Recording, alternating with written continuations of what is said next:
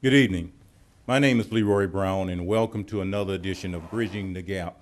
I will be your host for tonight, and we are going to talk about a subject that is so dear to everyone's heart. It is a very serious topic that is across the country.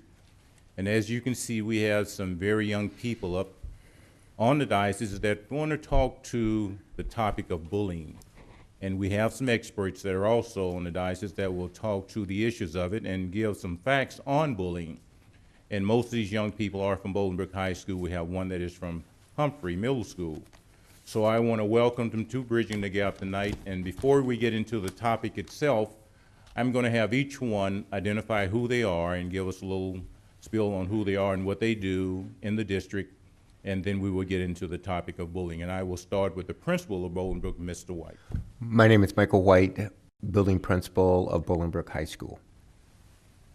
My name is Cheyenne Hensley, and I'm a sophomore at Bolingbrook High School. My name is Ashley Carter, and I'm a sophomore at Bolingbrook High School. My name is Jackie Rogers, and I'm a sophomore at Bolingbrook High School. My name is Simone Darby, and I'm a sophomore at Bolingbrook High School. My name is Jessica Green. I'm a 7th grader at Humphrey Middle School. Good evening. I'm Michelle Boschneck. I'm the Community Outreach Coordinator for Valley View School District. Okay, Mr. White, I'm going to start with you. This topic of bullying, as we know, is going across the country, and number of things has happened because of it. Could you talk to the topic itself and exactly what Bolingbrook is doing?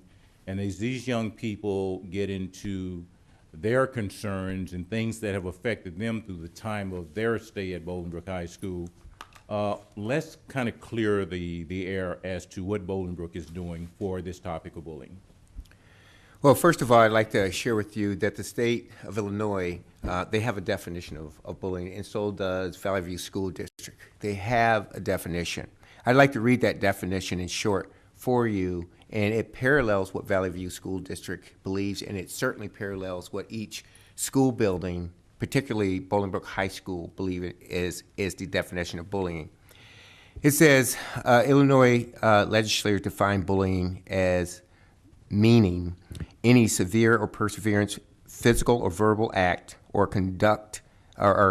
conducting communications in writing or electronically directed towards a student or students that has or can be reasonably predicted to have the effect of one or more of the following: placing a student or students in a reasonable fear of harm to the student or the student's personal property, causing a substantial effect on the student or student's physical or mental health, substantially interfering with the student or the student's academic performances, substantially interfering with the student or student's ability to participate in the benefit of services, activities, or privileges provided by the school. Okay, now we all pretty much know that piece, but we don't talk about what bullying isn't. That tends to be a misperception that occurs in schools across the country, certainly at Bolingbrook and in other area schools. When students engage in arguments or retaliation with a person that is aggressively harassing them, it's not rising to the level of definition of bullying.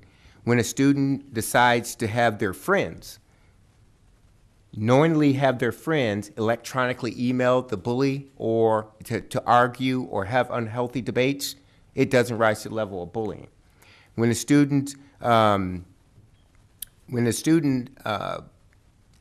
unhealthy debates with that person, knowing that the person is wrong, does not rise to the level of bullying. But the biggest thing that does not rise to the level of bullying is when you do not report it. And whether it's out of fear, whether it's out of being retaliated against, and those are mainly the things that occurs, that give the misperception that things aren't being handled at the school. Now, everything that comes to our desk, my desk, or the dean's desk, the counselors, and any other personnel that is reported to us, we handle it at Bolingbrook High School. We go to those students and we work through the process with it when it's reported to us. What we don't know, we can't deal with at that time. Does bullying go on in every high school or schools across the state? Absolutely. Do kids, are they inconspicuous as how that happens? Absolutely. Do some adults ignore it? Absolutely.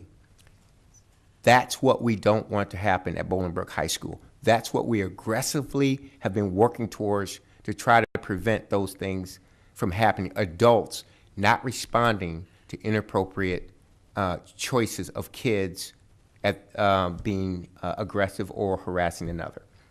So that's what I want to bring out. And as the young ladies, as they share any of their statements, what I'm really here for is to dispel any myths or any perceptions that really aren't happening. Because there are a lot of hardworking individuals in the district and in Bolingbrook High School that really work very hard against this epidemic of bullying. Okay? Thank you, Mr. White. Yep. And I'll get to Michelle as we go down because she has something I'm sure she will explain to the audience and our young panel up as to what the reporting factors are of bullying. Now, Cheyenne, I understand that you kind of spearheaded this. This was something that you wanted to do, something that you wanted to get out based on maybe what has happened to you or maybe a friend. So I want to hear from you. Why did you want to have this show? Last month, a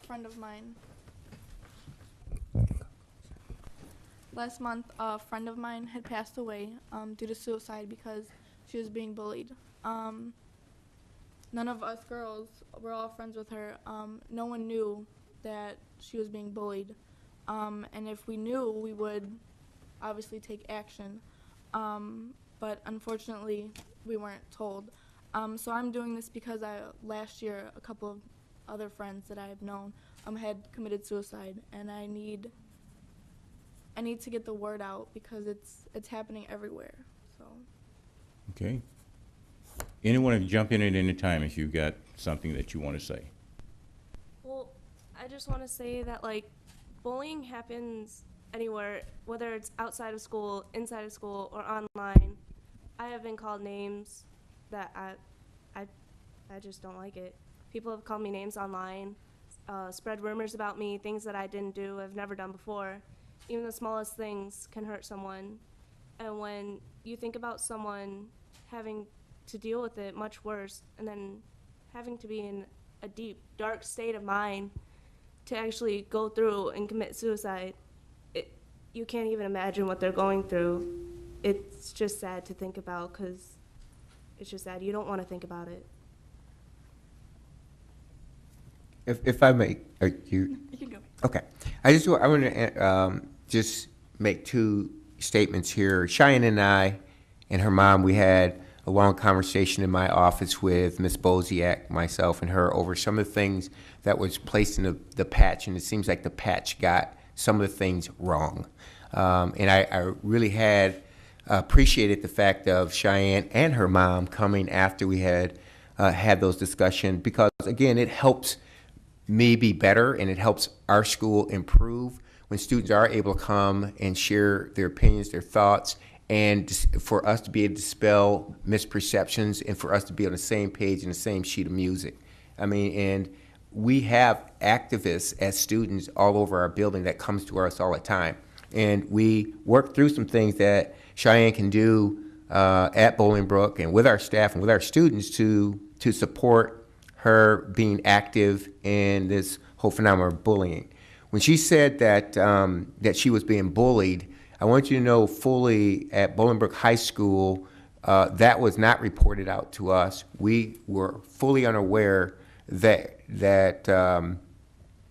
she was being bullied in the same way her friends who are closest to her was. There was no one at our school it was reported to. That is, again, the biggest problem with bullying is those students are being bullied, whether it's online, at school, or on the streets.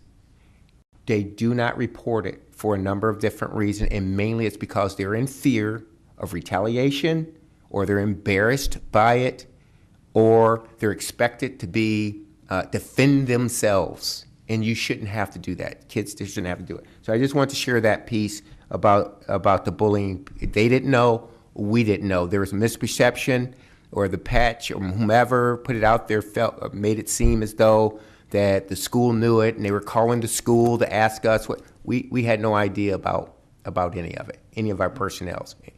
The other thing that I want to go ahead and share with you that was said about the suicide situation in a dark place. Bullying obviously put people in a dark place. At Bolingbrook High School, we had 83 what we call risk of harm or distressed students assessments. That means when we find out or we see a student, or if it's reported to us that a student is in distress, or they're sad, or they seem depressed, or they're acting differently, and they go to the hospital, we had 83 of those this year. And with that said, only 2 of them was centered around, after investigating, only 2 of them was centered around bullying. 2 out of 83 risk harm of students who want to harm themselves, or that was assessed. So I also want to bring that piece. We are not getting those kind of numbers to where students want to go and hurt themselves as a result. Bullying is all over the place and taking place with those. Now, could there be other students in that situation? Absolutely. We just don't know that because we haven't found them in dealing with the risk of harm situation. Okay, I just wanted to give you the real statistics that we have on that. That's a good point you have, dear. Well, in Bolingbrook, like, there are plenty of people getting bullied, and the reason they don't report it is because, as I said, they're scared. And my goal is to get people to know that it's okay to report it. And I mean, even if you're going through a tough time, it gets better. It might not get better now, but it eventually will get better. People just need to know that, I mean, I've been through things, I mean, everyone has, and I've gone through it. You can too. It's not impossible to get through. You just need to have someone to lean on. It's ridiculous how much people don't have anyone. And people need to know that they do. At least they need to know they have at least one person. And I mean, one person can make a difference. Okay. What I wanted to say was, when you were talking about the definition, Principal White, of bullying, I feel that having a definition, that doesn't really solve anything or help anything, because bullying can be different to anyone.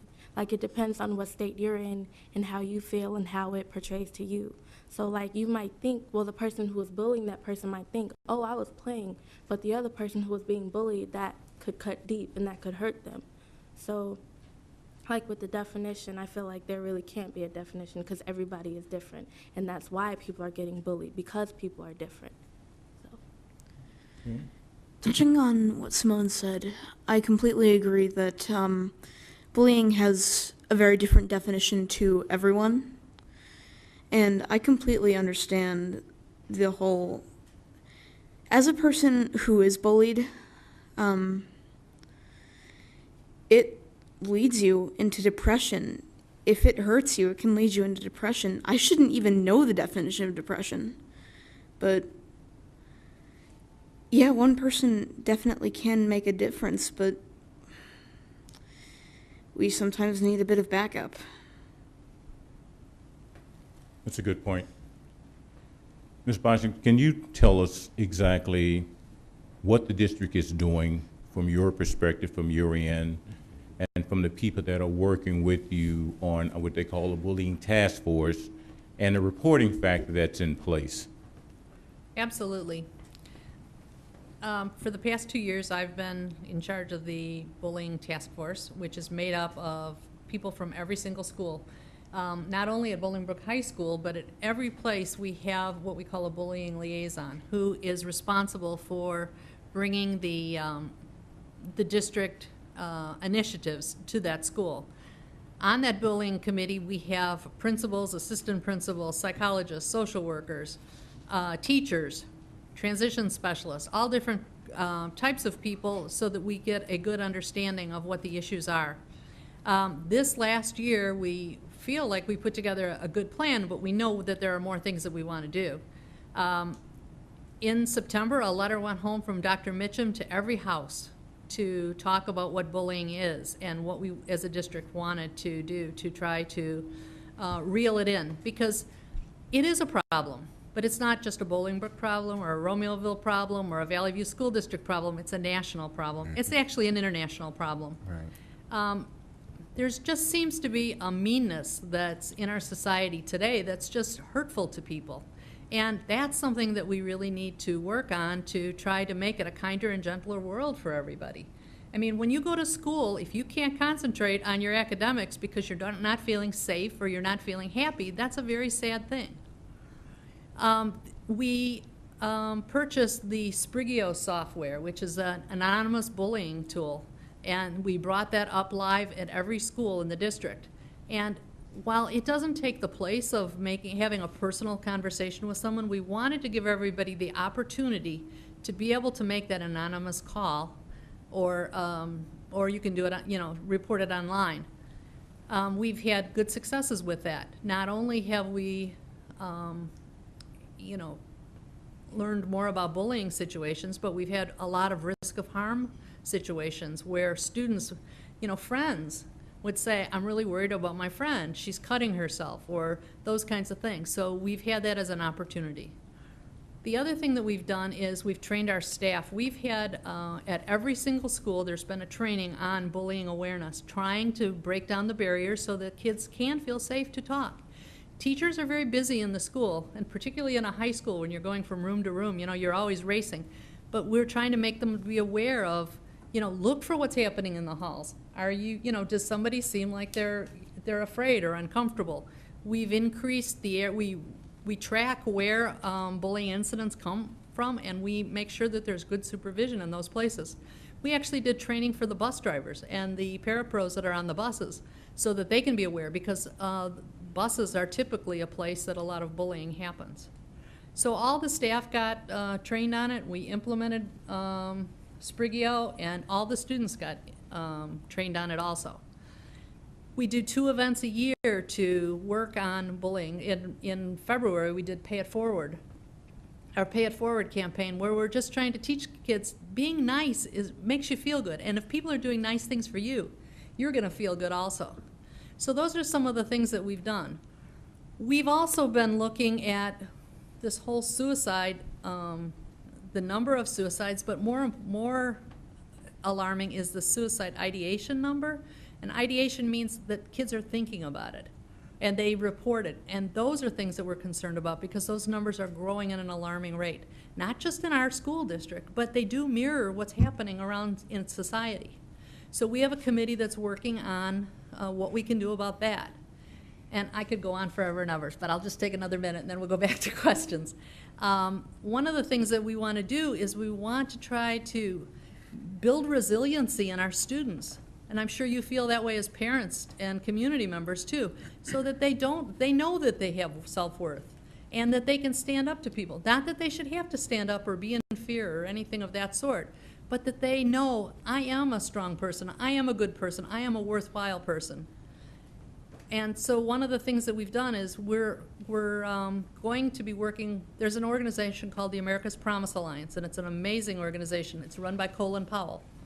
And he talks about, they talk about something called the 5 Promises, and it's something that every child should be able to have. And those 5 things, I'll just read it from you. They're caring adults, safe places, a healthy start, effective education, and an opportunity to help others.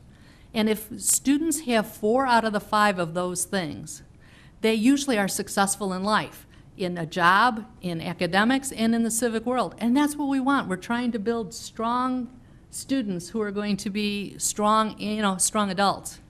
So this committee that we're working on, and we're going to be looking for parents and community members to work on this, so how we can tie together the efforts of schools and the community to make sure that the kids in our community have these 5 promises. Okay, a question for the students. 2 questions, I should say. Why do you think there's such an epidemic of bullying that's going on? Let's just use your school. We know it's across the country, across the nation. The second question is, what would you like to see done or accomplished that would make you feel better that if you were bullied, that it could be stopped? First question. Why do you think it's that way? I think people bully individuals because they're uncomfortable with their self. And to your second question, I think Bolingbrook should have like a support group after school, maybe once or twice a week for an hour, and to allow students to talk to a social worker, other students for advice and support and a shoulder to lean on. Anyone else want to speak to it? I think bullying is done because, especially online, because they can hide behind a computer easily. They can't say it to a person's face. And I also agree with Cheyenne's idea of a support group for people to go to, somewhere where people can feel safe to talk about their problems, to let out all their emotions, and just feel like that they're okay to talk to someone, that they have someone for them. I think bullying is such a big epidemic because of so many people go through things and they think it's okay to pick on people, in which it's not. And a thing I'd like to see at BHS is like, I would love to see like more posters about anti-bullying and just like sayings about, it gets better, because people, they don't have anyone to lean on. And, one poster that says, it can get better, it could help someone and benefit them in so many ways. Posters, so many things can be done. I can't even list them all, but yeah. Okay, we'd like you to think about it because we like to hear what some of those things are and kind of collect your thoughts, and let's talk about it. I feel bullying is an epidemic because, like, I don't know about any other school, but I know, like, in my school or any other school that the students, they feel like almost like no one is the same, like everyone's different or whatever. So when you're different, people can pick on you and call you names and stuff. So I feel like if the students could come together, then that would eliminate a lot of the bullying, and that could help. I feel that bullying is such an epidemic. Well, let me start with this. I feel that any kids in middle school who are bullied are often overlooked. And that's mainly due to the fact that everyone in 6th through 8th grade is rather immature. We're all starting to become teens. It's an emotional roller coaster, but it doesn't matter if it's kindergarten or 12th grade. Bullying is bullying. And I find that such an epidemic. Well, I can understand why some people would think that it's just because they have something going on at home, or if they feel insecure about themselves, and I guess I can see that being the truth in some cases, but I think in most cases, people think that they are superior to others, and in which case, the people who want to feel superior even farther than that bring other people down to feel even higher, put themselves on a pedestal. And I like the idea of a support group, definitely, but I'm not going to name names. There's just one kid in my school who I've reported numerous times, about 3. He's been on his final warning 3 times, and nothing has been done. So I'd like to see the final warnings actually be acted on. Very good. Good point. Question two, and I know Mr. White has some statements, and probably Ms. Spicer also. Question. We know that Facebook and this media problem that we have out there is a problem. Do you think that young people put themselves in harm's way when they go on Facebook and put things about themselves on Facebook that causes them to be a victim? Do you think it's fair for people to allow you to be a victim because of something that you put freely on Facebook? Do you think Facebook is a problem that has caused so much bullying? We know that media and that social vehicle out there has caused a number of problems that have caused young people to do things that probably we wouldn't want them to. Is that a problem? Yeah, Facebook is a problem. There's a couple, I don't know, but there's a couple of links that, like, if you click on it, fights will show up, or arguments, like Mr. White had said, will, show up between two students in the hallway. And what they do is they upload these videos through Facebook or through these links, and the link allows it to go to Facebook and YouTube. And I think that's a problem. So I don't know how to take it down. I blocked the site, but I mean, it continuously comes back because Facebook has ads. I'd like to just say something about that. I think that what you're talking about is really important that parents understand. I think that parents try to be aware of what's going on and, care about their children, but the world's changed so much. And I think that that's something that this group could offer so that we can help parents understand the dangers and how they can address it and how they can put in some safeguards at home to help alleviate this. I mean, part of it is we just have to take a stand. Like Cheyenne said before about the links, I have seen a lot of links that make fun of others, and I've also seen people commenting on other pictures of some people or commenting on a status making fun of others, or fights going on in statuses for others. Like my friend recently, she and her boyfriend had broken up, and her boyfriend's friend was commenting on her statuses and saying rude and mean things to her and making her feel awful about herself. And I had to listen to this, but I was there for her, but she shouldn't have to go through that. No one should have to go through that. I would like to touch on this. I myself don't have a Facebook. A lot of my friends do.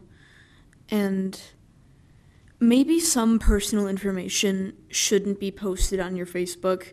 However, if you do post that information on your Facebook, you should feel safe about posting that kind of stuff.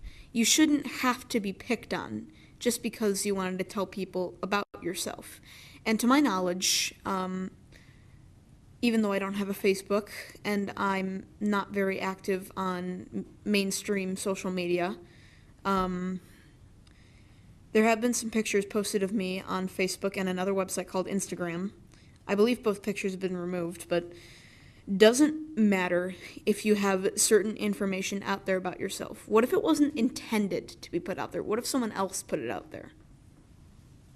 And also, how you were saying, like, are people, like, putting themselves in harm's way? I mean, unless you're asking to, hey, look at me, bully me, I feel like no one is asking to be bullied. Like, they feel confident in what they put on Facebook, and then when someone knocks them down so much that they want to put themselves, like, in harm's way, it's because of what, like, people, like, knock them down to. Because I feel like people really do feel confident when they put, like, pictures and videos and stuff, but then that one person has to comment and then ruin everything.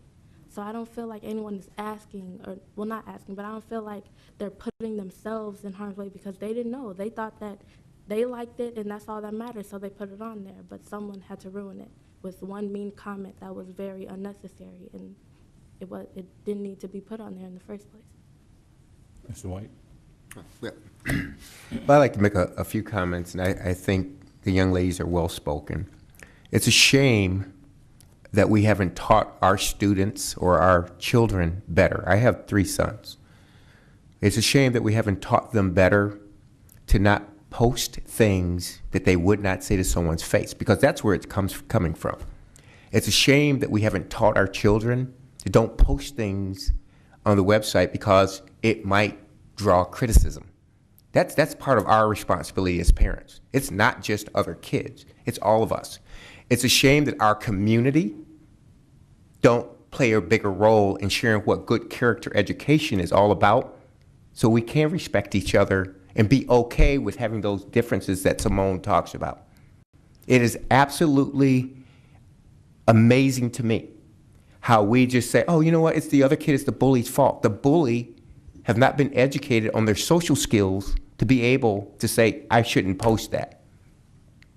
It's a shame that we as parents, and again, I was one of them because my wife, who was in the audience as well, we thought, why did we let our kids, I think it was, at one time it was MySpace, and then it became Facebook or whatever. Why did we Why didn't we check it? Now, my wife checked it every day then, and they have those backdoor ways of checking.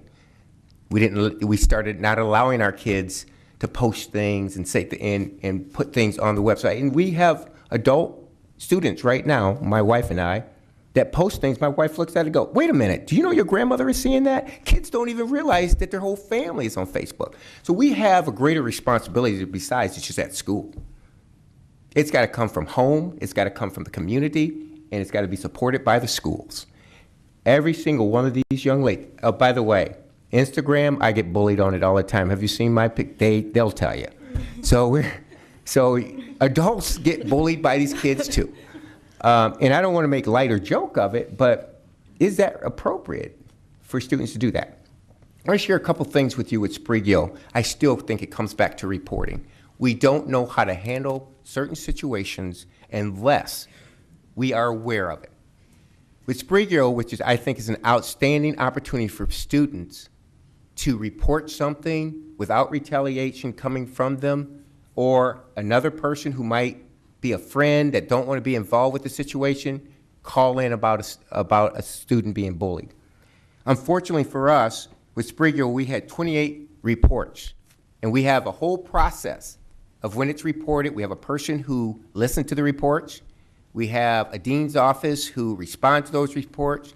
We have social workers who talk to each of the students, or the students are involved with it, and then it's given to an administrator. That's how we do it. But of those 28, 6 of them were resolved. 22 of them were pranks. So again, I'm going back to the reporting part. I also want to go back to the risk of harms, because I want people to understand. At Bolingbrook High School, out of the 83 risk of harms, the people who wanted to hurt themselves, 2 of them were bullying. I also want to share with you the ways that we shared it with our parents and our students about how to report out about bullying. We've put it in a parent newsletter. We have links on the Bolingbrook website on the top right-hand side. I sent out a parent link just to remind parents after Cheyenne and her mom and I spoke. We've reiterated that it's been up there all year long. And it gives links, and it gives you links to the district, because the district has been doing outstanding, aggressive jobs, and almost to the point where I was going, oh my God, Michelle is on time. I mean, she will not let it go. So you have somebody at the district level pushing it all the way through this district that this is an important topic. And we get busy, but she doesn't let us forget it. And I appreciate that, because I'd be one of those guys, we got so many other things to do, why can we? But she stays on top of it. So you have somebody in a committee at the district level that's pushing it hard to us principals and our staff there.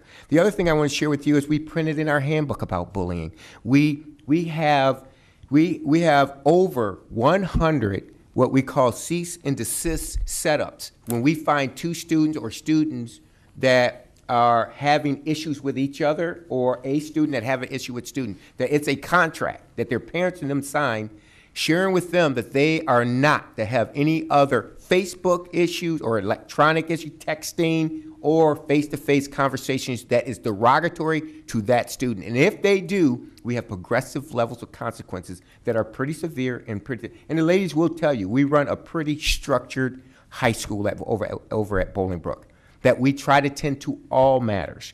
As a matter of fact, just to share with you, these ladies will tell you, yesterday I said, Bolingbrook, if you leave at the end of the school day, we are responsible for you from the time you leave this high school to the time you reach your doorstep. And anybody in between there who makes a poor choice will be dealt with appropriately far as being consequence. Do you guys recall me saying that? I am very serious. We handled at least 25 different cases that has absolutely nothing to do with inside our building. It was Facebook issues that happened on the weekend, or something happened at the public library, or something happened out in the community. Guess what? We call all those parents, we call all those students in, and I'm not going to let them go into our environment until everybody is aware of what's happening and what the plan is to get it to stop. We have done it over 25 different times over the course of the year. It has nothing to do with what happened in school. So we're being extremely proactive. These young ladies are hurting because they see their friends hurting, and some of them are hurting. We also have to teach our kids, and I got to go back to what Michelle said, they have to be resilient. We have to start teaching our students how to be resilient and to be careful, how we operate in our social media. So, you know, I want to put some of those things. The last thing I want to share, and I'll turn it back over to you, and I apologize, and I appreciate you guys allowing me to be passionate about sharing with not only the public, but you, how many things and what we do at Bolingbrook High School. We have 12 different groups that we do through at Bolingbrook High School. And in those groups, we have students who are aggressive and harass others. Boys and girls groups that deals with that. We have grief groups. We have groups where students who are depressed or students that want to hurt. Our social workers work endlessly throughout the day with meeting after meeting after meeting with all of our students that have harm, you know, risk of harms. I mean, it is amazing the things that our social workers and our counselors, particularly our social workers, do to support kids every day, all day, and it's in the hundreds. So I wanted you to know these things are going on. Yes, do we have to get better at it? Yes. Do we have to do more about it? Absolutely. And they're sharing with us that's what we need to do. And I think one last thing if you don't mind. Oh, Ms. White, go ahead. The poster idea, I got to admit, we need to improve upon that. This poster that you see in front of you was something that Leroy said, you know, I'd like to have a poster out there that talks about bullying or shows bullying. And Mr. Fink, our head of security, I said, hey, we need something out there to say what we're doing. And because I looked around the building, and you're absolutely right. It's just the assumption that we shouldn't bully. But it needs to be visible. And we need to have posters, and it needs to be district-wide. I also think that we need to come up with those standard things so we can not only be aggressive and proactive with it, but it's visible that we are doing it. So with that said, I'll turn it back over to you. Mr. White, you mentioned earlier that you shouldn't post something on the internet that you wouldn't say to someone's face. What if you would say that to someone's face? I mean, is the person who posted that information really at fault? And the second thing, you said that you guys are very aggressive about the process you have through bullying. So this person that has been on their final warning a number of 3 times, I'm wondering why nothing has been done. I could share with you your first statement, I apologize. What I mean is most people, most kids, because their parents are very active in their social media activities, will post something they would not say to the person's face. There are some kids that will do that, but the majority of bullying is behind their parents' back, and they wouldn't come up to the person and say it to their face. It comes up later when they both meet up physically on the site. So you're absolutely right. I just misspoke a little bit. Thank you for correcting me, Jessica. Huh? I say so too. She's going to be one of mine in 2 years. I appreciate that. The other thing is, you asked the question, I think you can ask these 4 ladies up here. I mean business every day. Our building, our security staff, our deans, and me as an active principal, I am in the hallways. I am in the lunchroom. I am in classrooms. They know as well as do. If it's a violation of our school code of conduct, they know that it will be dealt with. Once we find out and you violated that code of conduct, I'm sharing with you, you're going to have a consequence.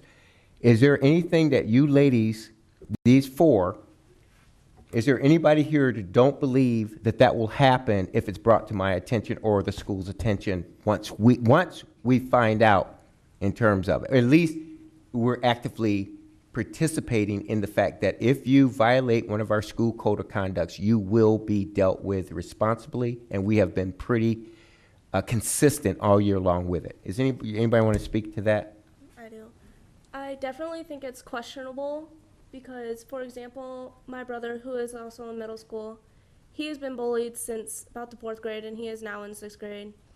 It's been brought up to the deans and counselors, and there's been some things done, but my parents don't necessarily think it's, I don't know the right word, fair maybe, but they have matched up the bully's words with another kid's words, and they basically took the side of the bully and the kid's words to what was going on and said that my brother was urging on the bully.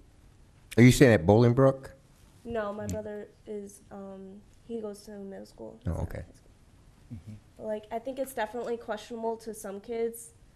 They just don't know what's going on. I just think it should be more, I think more kids should realize that teachers will be there for them, principals will be there for them. They can go to somebody. Yeah. And I think that's the message that needs to get out to the young people in the district, that if they feel that they are bullied, that they have the confidence to know that they can go to an adult and go to a safe place and say, look, I am being bullied, and then something is done about it. Because I understand that that is their main concern right now, as I'm hearing, and Mr. White has spoke to the fact what he does at Bolingbrook High School, if someone has created an infraction, how he deals with it. But I think the main concern for the young people that are here today is that how do we get someone to listen to what we're saying once we say we're being bullied? What's going to be done about it? How can we feel safe? And we know what the definition is of a safe school, is where teachers can feel safe to teach and students can feel safe to learn. And if they do not feel safe because of bullying, then they're not going to learn. Because there's an infraction, there's an obstacle that's in their way that's going to allow them not to learn. Well, I understand what Michelle, what she's doing, and Carrie Johnston is doing with the district.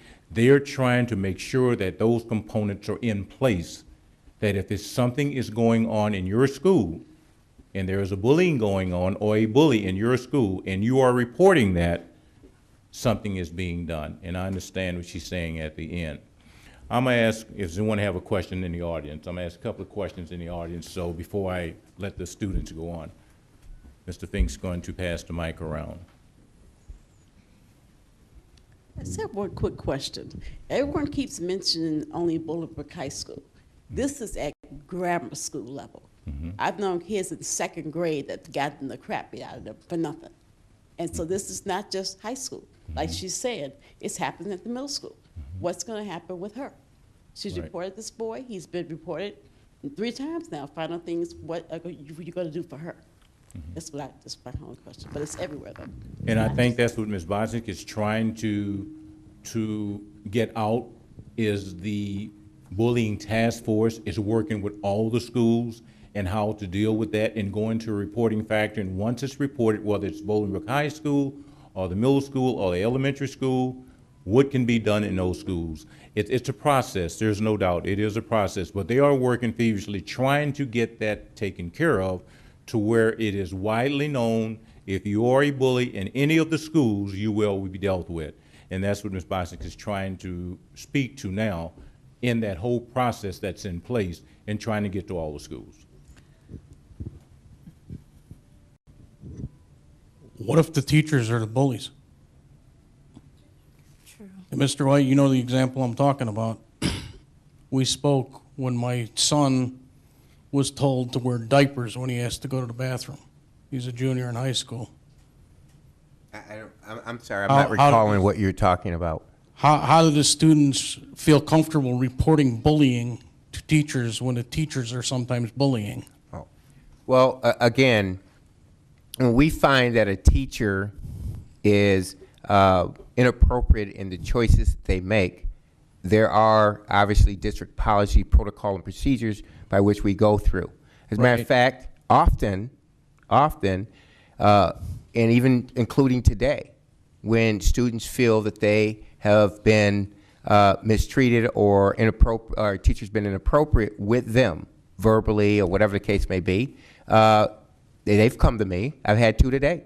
And we went to the process of making sure and ensuring that that student felt comfortable. Even when I get very firm and aggressive in terms of sharing with students what the expectations are, when I'm called to the carpet on it, there are superintendents that talks with, but I already, when a parent calls, I talk to them, I share with them exactly what it is that I'm portraying, and if the student feels in any way, shape, or form that I'm being overly aggressive, whatever, with them in terms of what my statements are, those are not my intentions to offend or hurt. My intentions is for you to understand I want to prevent you and others from making those poor choices that's going to violate the code of conduct. But we do have steps in place and processes in place to handle that, and we do. And Correct, pretty but when- much get resolved, and they do report to us. But when it's a student, and rightfully so, they are suspended immediately for bullying. When it's a teacher, they're told, Johnny, don't do that again. That's not nice. That's not true. I'm sorry to tell you that. That was the case in my that's- son's. Okay, I'm just saying that might be, and I don't know your son's incident. I don't know your son's incident clearly at this point in time because I don't have it in front of me, but I have to share with you. I think that when those kinds of things happen, and if you're sharing with me that I don't handle or I don't deal with staff members that may Well, be in a you're- bullying you're position, quoting I have me- to, if I can finish, please. I will have to share with you, I am very, very, very intentional with staff in terms of when a student feels that a staff member is inappropriate in what they do. And I do go through the process the district expects of me. And then you're right, students do get suspended for being bullying if we find those facts to be true. But some students who might call a student a name or something like that, depending on what it is, there is a level of discretion that is given to the deans to operate that too. And not all bullies go and get suspended. We have counseling for those students. We bring in their parents for conferencing. It's not all just suspension. But if it's egregious or if it's really causing that person, and we've talked to them and we put in these cease and desist contracts, and they violate those, then we go through that process. But it won't be 3 times like her, and then they say we're going to have consequences, and there will be consequences. And that's the same thing with staff as well. And I just have to share with you. Your quote to me in this instance was, that's what our contract calls for. I don't recall saying I that. tell you what, But it let's talk. kind of avoided my question, though. My question was, how do the students feel comfortable reporting to staff when some of the staff is like that? Well, I don't think they do, but you got to understand this. There are over 300 and close to 400 staff members in that building. And not everybody's personality are going to fit every student's for reporting. And it's our hopes that that a student builds a relationship with the staff and staff build enough relationships with the students. I can share with you, I have numerous, and I think in the hundreds, in all honesty, over the course of this year, I have some great relationships with students. And I have some students who fear coming to report to me. But we hope that enough staff members and students develop those great relationships that when if they feel offended by what I do, and they can go talk to another staff member, those staff members do come to me, and I do go back to those students in a lot of cases and say, you know what, I don't want you to feel that way. I want you to be able to come to me and talk with me. If you feel that I'm being aggressive or I'm being too firm or that kind of thing, I just ask that you make these appropriate steps so we don't ever get to those zones again. But you're absolutely right. I don't know how, I can't tell you if your student is afraid to go and talk to staff members now. It is our hopes that we continue to build those relationships so there's enough adults in the building that they'll be able to go to one or the other. And that's what Well, my question school's wasn't about. to make it necessarily about my situation or this. It was a general question of, Okay. If they feel Mr. Jones or Mrs. Smith does a form of bullying themselves, their impression is going to be, well, this is the way the staff acts, so. That's not always the I'm not case because they comfortable have so reporting. many different contacts in high school. If it was elementary and they only have contact with 2 or 3 people, but they have access to so many different adults in the building that there are people in the building, adults, they can build relationships with, and they do contact those people. Those people do contact us. We do investigate those and go through the process. But you're absolutely right. There are going to be some kids that they're very much closed off. because that's all they see is that incident, and they're afraid to go out to others. And we keep reaching out. That's why we communicate to our staff. We have our students. We have 4 class meetings every year, and we're going to have 5 in that next year. Again, because we had conversation with Cheyenne and her mom, one of the things we're going to do is we're going to have our running theme in all 5 of those class meetings that we have with our student body is going to be about bullying. But the communication piece, we have a number of ways of communicating with students of how else. Again, that's why Sprigio exists, because you can go right online and call and share your issue. So you can talk to your parents. You can talk. Most of our parents don't even know their kid's being bullied until it's gone too far. So there's a number of other ways that students can report besides our staff. And so we're not hoping that it's not just our staff that kids will I've been confide in. involved in the school district since about 1999 with children going to the school. And this is the first time I've known about a bullying thing. I'm sorry. Bullying, any kind of bullying type of presentation. Oh, okay. It's the first time I've heard of one. Yeah. You know, And I only know about this because I know Cheyenne. Okay. You know what I'd like to do Thanks. at this point is we only have 10 minutes left, maybe 9 minutes. Thank And you. I want to hear from the students what message that they want to leave the viewing audience with, or leave their friends with, or anyone that may think that they are being bullied, and even a message to the bully themselves. You got about a minute, to say what you need to say. I want you to see what you're going to leave the viewing audience with. My message is you're not alone. Jessica's a 7th grader, and no 7th grader or anyone else should be going through anything like this. You're not alone, and unfortunately, in some students' cases, you cannot trust an adult, but you always have your parents to go to. My mom is very supportive, and I also have a stepdad that is very supportive and is pushing me to, do this. And you're not alone, Jessica. I know. I think my message would be that, much like Cheyenne said, you're not alone. And if you're younger than me, God forbid, if you're younger than me and you're being picked on, I know how you feel. I've been bullied since 4th grade. And I just have to say, if you are being picked on, I promise you, to the bottom of my heart, not everyone is like that. I don't want you to go from being the most outgoing kid to the super shy kid, like I basically became, just because you're afraid of people. I promise you, not everyone is like that. Stay strong. My message is that reaching out to people doesn't make you seem like weak and that you can't do it on your own. You can't do everything on your own. You need people's help, and that's where your family comes in, that's where your friends comes in, that's where some teachers and some other people, like in the staff at school, they come in and they can help you. It's just the point of getting there to asking them is the hardest part. After that, it gets easier, and they can help you. My ending sentence is, no matter what you're going through, there will always be someone that cares for you. And they don't always have to be close to you.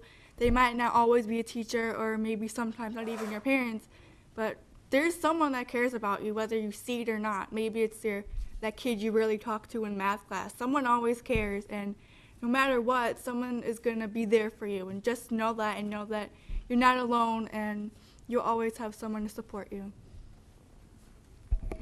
My message is that you've heard this saying a lot. You've heard it everywhere. You've heard it from principals. You've heard it from teachers, even from your parents. If you don't have anything nice to say, don't say it at all.